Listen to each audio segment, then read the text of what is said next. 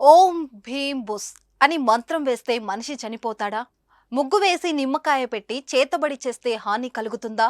నేటి సాంకేతిక యుగంలో కూడా ప్రజలు మూఢనమ్మకాల వైపు పరుగులు తీసి లేనిపోని కష్టాలను తెచ్చుకుంటున్నారు. మంత్రాలు చేస్తున్నారనే నేపంతో దాడులకు తెగబడి జీవితాలను నాశనం చేసుకుంటున్నారు. 6 ఏళ్ల కిందట యాదాద్రి జిల్లాలో మంత్రాల నెపంతో జరిగిన హత్య కేసులో భువనగిరి జిల్లా కోర్టు సంచలన తీర్పునిచ్చింది. ఈ కేసులో 14 మందికి జీవిత ఖైదు విధించింది. గజం కేవలం 26,000 రూపాయలతో 165 గజాల భూమి కేవలం 52 లక్షలు మాత్రమే.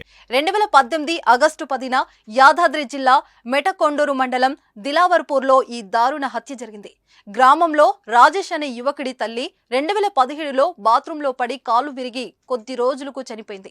ఆమె చనిపోయిన 9 నెలలకు తండ్రి అయ్యన్న ఆకస్మికంగా చనిపోయాడు. అయితే ఇంటి పక్కనే ఉండే సీసా యాదగిరి దీనికి కారణమని రాజేష్ అతడిపై పగ పెంచుకున్నాడు. మంత్రాలు చేసి తమ తల్లిదండ్రులను చంపివేశాడనే అపోహతో యాదగిరిపై కొందరి బంధువులతో కలిసి దాడి చేశాడు.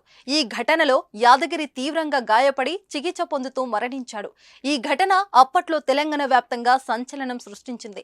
మృతుడి కుమారుడు ఫిర్యాదుతో మొత్తం 15 మందిపై పోలీసులు కేసు నమోదు చేసి దర్యాప్తు చేపట్టారు. 6 సంవత్సరాలుగా ఈ కేసు విచారణ న్యాయస్థానంలో కొనసాగుతుంది. 6 సంవత్సరాలుగా వాదోపవాదాలు విన్న న్యాయమూర్తులు నేరం రుజువు కావడంతో నిందితులకు జీవిత ఖైదీతో పాటు ఒక్కొక్కరికి 2,000 జరిమానా విధిస్తూ తీర్పు ఇచ్చారు. నిందితులు ఒకరైన కవాటి కరుణాకర్ ను కేసు విచారణలో ఉండగా మృతి చెందాడు.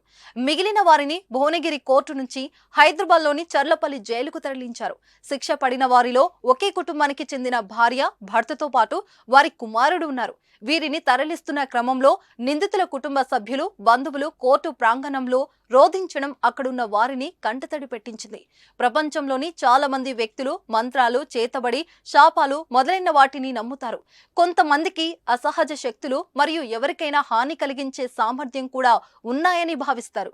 వారి కారణంగా తమకు ఏదో జరిగిపోతుందనే అపోహతో వారిపై దాడి చేశారు. అలా చేసిన దాడి కారణంగానే యాదగిరి ప్రాణం పోగా అతడిని చంపిన పాపానికి నిందితులు జైలు పాలయ్యారు.